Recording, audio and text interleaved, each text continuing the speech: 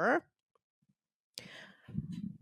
hit like on the video, subscribe to Burn It Down with Kim Brown. Follow us at BIDWKB, places around the internet, Instagram, the tick of the talks, Twitch, at Burn It Down KB on Twitter. So, the passage of some recent crime bills and new legislation in a variety of U.S. cities to address the quote, rampant increases on violent crime, gun crime, carjackings. Here in DC, the DC crime bill recently was passed, in which drug free zones were implemented, in which if two or more persons are standing on a public street in a designated drug-free zone, these zones designated by the DC police themselves, police can bother them, harass them, possibly arrest them. Fun fact, by the way, the DC crime bill, some of these drug-free zones went into effect over the weekend, didn't seem to stop a mass shooting from happening on the corner of 7th and P Streets, Northwest DC, in the Shaw neighborhood, in which 7 people were shot, 2 people were killed. Some of these folks still remain hospitalized. So, in spite of police's best efforts, the DC City Council's best efforts to get a handle on crime by passing the crime bill and these punitive restrictions on public movement and public space and expanding the rights of police and diminishing the rights of citizens, a mass shooting still happened in Washington. Way to go, cops. But even in the face of some of these crime bills passing in DC, New York City's taking additional measures with allowing new National Guards people to basically stop and frisk subway riders, crazy shit. An aspect, that all this stuff that we're experiencing in 2024 has big 1994 crime bill energy, right? Thank you, Joe Biden. But the other aspect of the crime bill of the 90s had to do with the war on drugs. Now, we know the war on drugs was initiated, obviously, by Richard Nixon in the 70s, basically to target the counterculture uh, and target people on the left, basically, because we know that those on the right and conservatives do all of the drugs. Okay, they do all of them, every single kind you could think of. This is definitely not a partisan thing, as it were. But Nixon was trying to target absolutely certain communities, namely Black and brown communities, leftist people, etc., with this bogus war on drugs to accelerate the mass incarceration epidemic, intentional epidemic.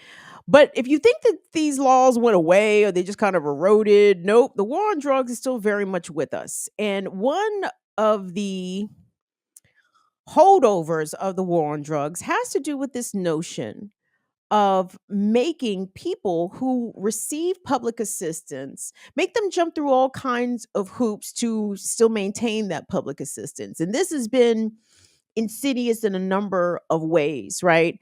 Some of these policies were designed to basically keep single parents single, and namely single mothers, not allowing unmarried fathers of children to live in government subsidized housing for reasons nefarious and otherwise. But one of these other hoops to maintain your public assistance has to do with drug testing of people that receive assistance. And this is a very old thing. And this goes back to Reagan. This is some Reaganomics shit, right? This is all of that. This is Bill Clinton shit too, if I'm not mistaken. So, and apparently this is shit that's still going on in San Francisco, California in the year of our Lord 2024, where the mayor there, London Breed, who is a Black woman, a prominent member of the Black misleadership class, helped to introduce Proposition F, on the San Francisco ballot this past election. And with this past primary election. And this was on the ballot along with some other very problematic things. But we're going to focus tonight on Prop F. So Prop F does a number of things. It is intended to address the quote, overdose crisis in San Francisco. I also imagine the intention is to focus on the open air, so-called open air drug markets in San Francisco. I've never been to San Francisco. I don't know to the extent these drug markets, what they look like, open air drug markets, that is, what they look like. But the overdose crisis seems pretty significant as it was reported over 800 people. I think the number is 815. Over 800 people died of overdoses in San Francisco in the year 2023. And this statistic has been somewhat attributed to why, in part, this bill was introduced. But I want us to go to the package if we could, because this package includes the pros and the cons, as it were, in the limited way in which local news outlets present things in a span of, 2.5 to possibly 5 minutes on the long side. But you are going to hear from the proponents of Prop F, mainly, I believe, coming from the Breed administration. And then you're going to hear from some opponents, namely coming from the city's medical community, healthcare providers. Are against this, and they're not the only ones against this. But this package is going to be framed ahead of the vote. Okay, so the vote has already happened.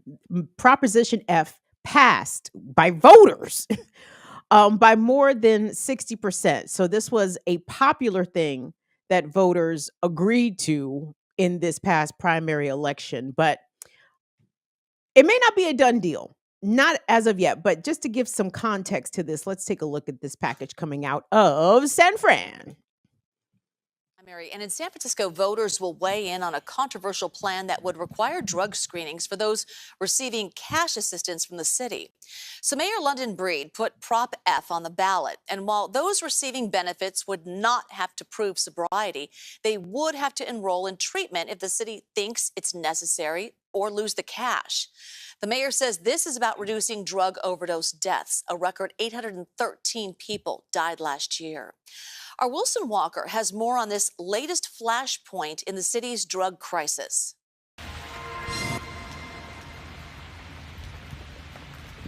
I live right here in this yellow building right here. It's a smaller place, it's single rooms. But you got a place. Yeah, got a place, you know what I mean? For Andrew, it has been about 10 years of homelessness punctuated with occasional housing arrangements. And he has one now. That SRO gives him an escape from the elements and eligibility for $712 a month in cash through the County Adult Assistance Program. People who are unhoused, living on the streets, they are eligible for $109. I don't take it for granted.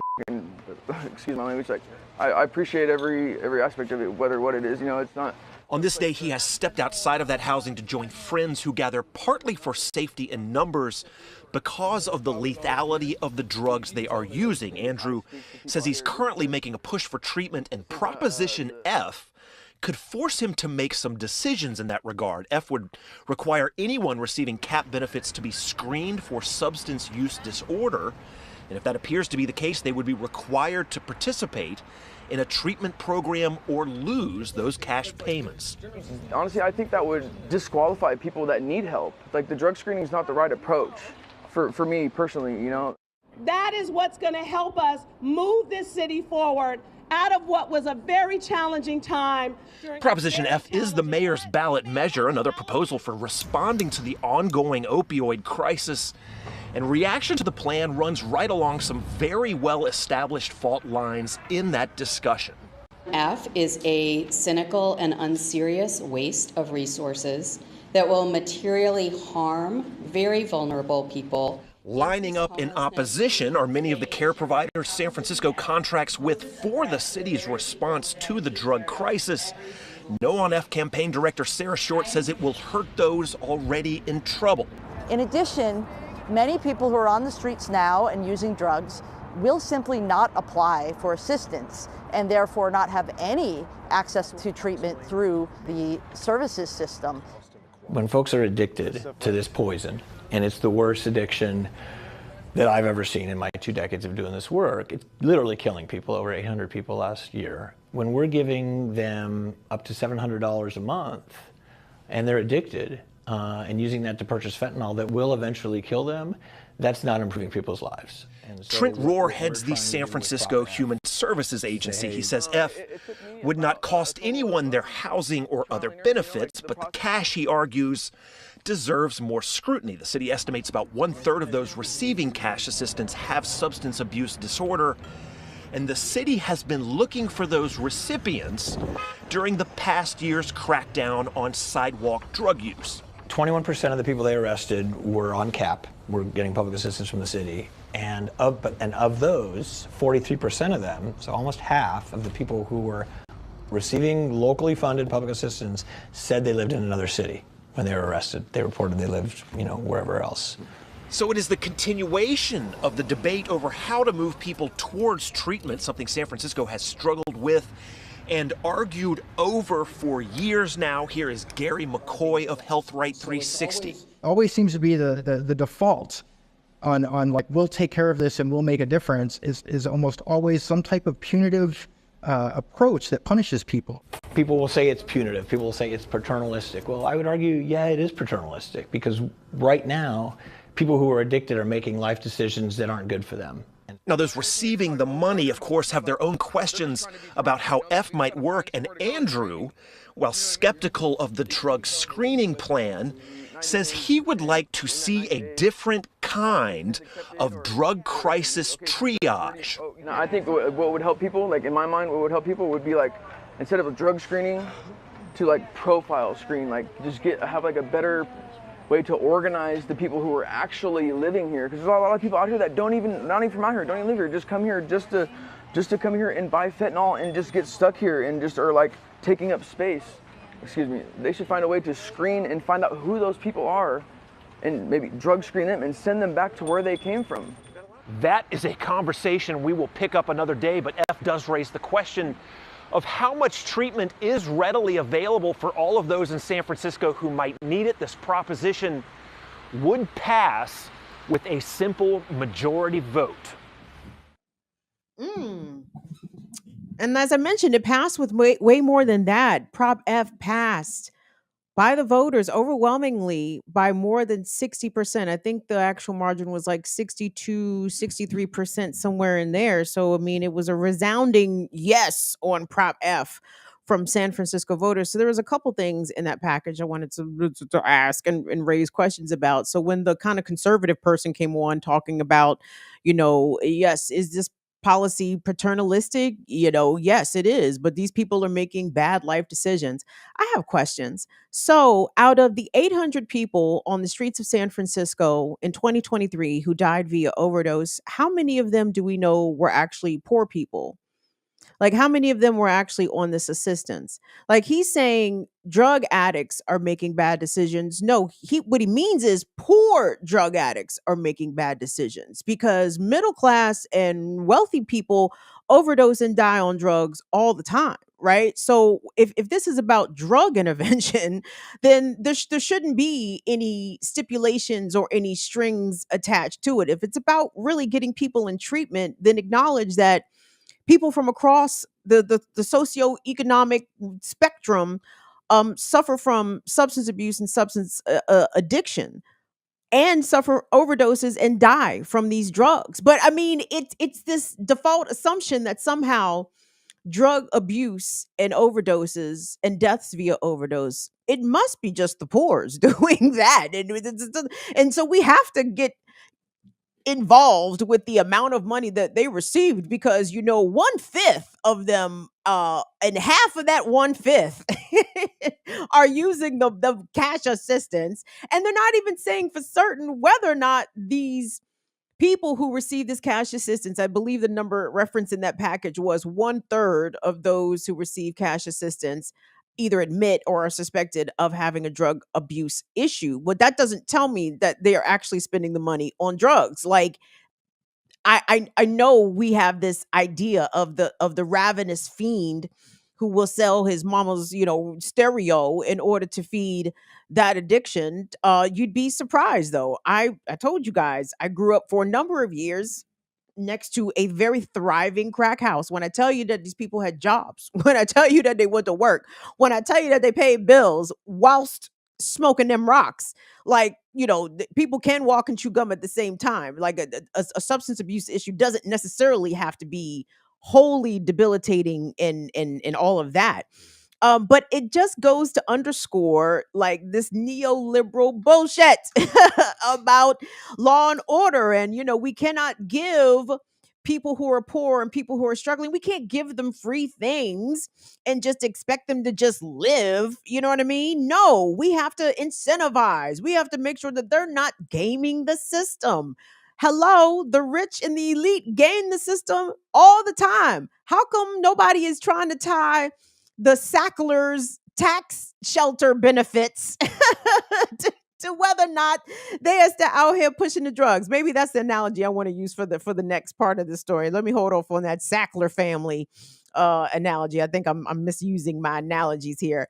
But hold on, I want us to tap in a little bit more into the debate that was happening there in San Francisco in advance of Prop F being put on the ballot and being passed. Again, like I said, this is London Breed, the mayor, one of the illustrious members of the Black misleadership class, which is thriving apparently out there. The Black misleadership is doing really well.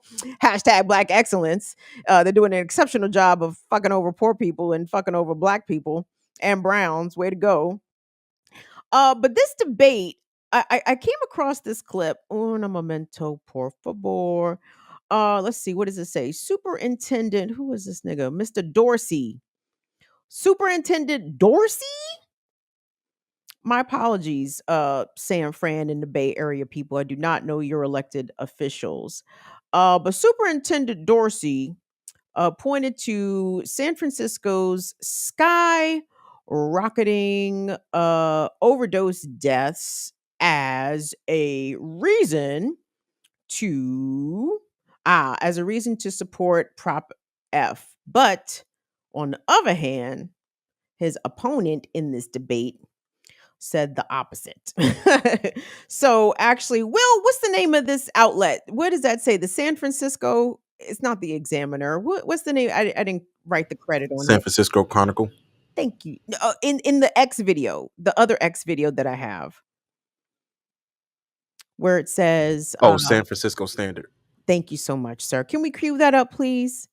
The San Francisco Standard hosted a debate between Superintendent Dorsey, who I think is not the good person in this clip, and another elected official. My deepest apologies for not having this man's name up here, but I think it's all accurately chironed and credited on the clip. So actually, I want us to listen to with the whites how the whites debated this, the people in power in San Francisco. Prop F. Everybody, take a listen.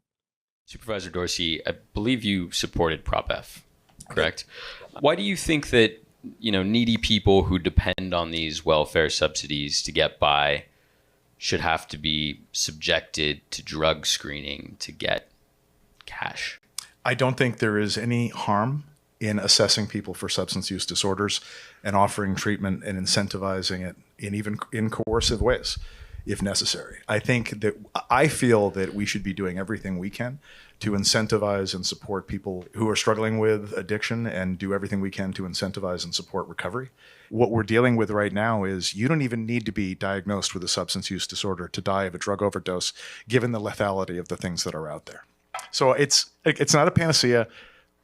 There's not going to be panaceas on drug policy in this era, unfortunately, but I think we can make progress in the right direction. Supervisor Dorsey pointed out rightly that this is the greatest public health crisis we've faced since the AIDS crisis. We didn't solve the AIDS crisis by coercing people out of the AIDS crisis. We didn't solve the AIDS crisis. We did it by education, by public health care, by strategic interventions, and by medical research. It wasn't through whatever the equivalent is of Prop F. That was what the Reagan administration tried to end us out of the AIDS crisis, which didn't get us out of there. And so I think if you think back to what's worked in the past and what hasn't, that's what got us out of the AIDS crisis. And that comprehensive approach is what's going to get us out of this crisis. Drug dealing is an actual crime. It is. And using drugs is an actual crime. The analogy to the AIDS crisis was simply the loss of life. There really isn't, the analogy breaks down there. So I don't think it's it's valid to say we did this in the AIDS crisis, and that this Certainly. is I don't something- think it's one to one. Interesting. Points were made. Young Kevin there, Kevin Benedicio. I may have misraced Kevin. See, I'm not good at, I'm gonna stay out of it. But my bad, Kevin, if I mislabeled you as white and you're just, brown, a lighter shade of brown. Regardless, that was the tenor of the discussion, right, coming out of San Francisco. But Will, if you could pop up the San Francisco Chronicle piece for me, because the passing of Prop F may not quite be the done deal that I'm sure the Breed administration would like it to be, and this is for different reasons, right? So we saw the opposition in the previous clip from the medical community saying that you really shouldn't tie anything to cash benefits for people that are dealing with substance abuse, for the simple reason that, again, the assumption that people are just using the cash to buy the drugs. Some probably are, all probably are not, and so you're going to punish all of the people on these benefits by making them comply to some sort of drug treatment program. Which, by the way, a point that I wanted to raise really quick is that the treatment programs being offered by the city are free. And having known people who have dealt with with substance abuse addiction, and the person I'm thinking about specifically had a crack problem and went to a number of city run drug treatment facilities, and they're usually the free ones, last 30 days, maybe you might luck out and get one for 60 days. And most recovering addicts and people who deal in substance abuse recovery will tell you that 30 days, 60 days is not nearly long enough to actually permanently kick a drug addiction. 30 days is enough to clean, as Judge Mathis say. Judge Mathis say 30 days in treatment is just enough to get you cleaned up so you can come out and get you a fresh high, right? Like 30 and 60 days treatment programs are not seriously or comprehensively addressing long-term substance abuse shit. So the Breed administration and Superintendent Dorsey can all the way fuck off with this bullshit rationale about, oh, well, we got to get people in treatment. Okay, well, then make it a meaningful fucking treatment. Don't just send people in there for 30 and 60 fucking days like you did something. You didn't. So anyway, back to why Prop F may not stick on the books. San Francisco city workers to block the controversial the controversial plan to force welfare recipients into drug treatment. Now, the San Francisco city workers who belong to public unions have expressed that the passage of this law without first presenting it to the union, without first presenting it to public sector employees and having them agree to it, the unions say that this violates and this constitutes unfair labor practices and have filed a complaint with the California Labor Relations Board. And what they say is that the mayor was supposed to, number one, consult the public city, the public service, union members about this to see if it was even in their capacity to handle this. Okay. So what am I talking about here? So for the cash recipients of this San Francisco public assistance, how many people are we talking about? According to the Chronicle, we're talking about 5,200 people, 5,200 people, okay? The union argues that their workers, their members are not prepared to handle these new responsibilities of drug testing an additional 5,000 people to see if they even qualify for benefits. And said that in addition to this being unfair labor practices, they do offer condemnation of the morality of Prop F, saying this is already going to exasperate and not help an existing problem. I think this is SEIU Local 1021. Shout out to SEIU Local 1021 out there. for filing this. So what they're trying to do is prevent this law from going into effect. Prevent this Proposition F from going into effect. The San Francisco City Attorney responded and said that the claims brought by the labor union about additional work responsibilities, the city responded and said, well, the additional work is going to be negligible. It's not going to be that much work. It's not going to be that much harder to screen 5,000 additional people. Oh, and by the way, the union also argues that the city is already short staffed and that union members who work for San Francisco already are overworked, underpaid. The resources are not there. I'm pretty sure, however, that the San Francisco Police Department probably got an increase in their budget. What would you guys think about that? I don't know that for a fact. I just suspect it would be completely on trend. That's good, Will. Thank you so much. Thank you so much. We're going to keep an eye on and see whether or not SEIU 1021 will have any success by getting Prop F to not be implemented into law. By the way, London Breed is in a re-election campaign, in a re-election cycle. It may not have helped that she did not consult the public sector union members about Prop F and what that would mean for their day-to-day responsibilities and workload. Before going ahead and doing such that. So she has not yet gotten the endorsement of these unions, of these city workers. And maybe she won't get it as a result of this bullshit. Guys, what London Breed has passed there, and again, there's some police shit that also passed in San Francisco. I would like to actually hold that and talk about it on the Remex Morning Show if they didn't talk about it this morning. I think this was Prop G, the crazy shit, that either E or G. Which one was it, Callie? Prop E or Prop G, the crazy shit they're gonna let the cops do out there. Woo! Yeah, that's another conversation. But anyway, as it pertains to this, this is vintage. This is Bill. This is Clinton-esque. All this, like, we got to drug test the welfare recipients because we got to get control of the overdoses, huh? Make it make fucking sense. Have we checked the socioeconomic background? Have we checked the household income of all of the 800 overdoses in San Francisco? Because I'm telling you, it was not all of the poors out there. Let's be clear. San Francisco was one of the cities in this country where the income gap and the wealth gap has been tremendously exasperated. Gentrification has ran through San Francisco. Places that were historically Black areas, no longer such the case. And in fact, San Francisco is among the most unaffordable cities in America. So yeah, you're going to see tremendous rates of poverty. And when people are impoverished, crazy shit happens, like crime goes up because people are desperate. Crazy shit happens, like drug abuse goes up because people are trying to numb away their circumstance, right?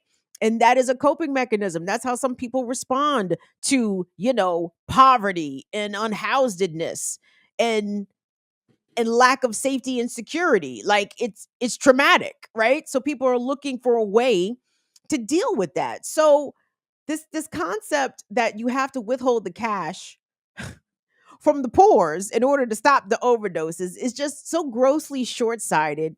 It's classic neoliberal nonsense. This is big Bill Clinton, Joe Biden, fucking Hillary Clinton energy. This is giant that. And that shit didn't work in 94, and that's just not going to work in 2024. And they're not making the problem better. They're not addressing the issue of why people go to drugs. That shit just makes me mad. Hold on.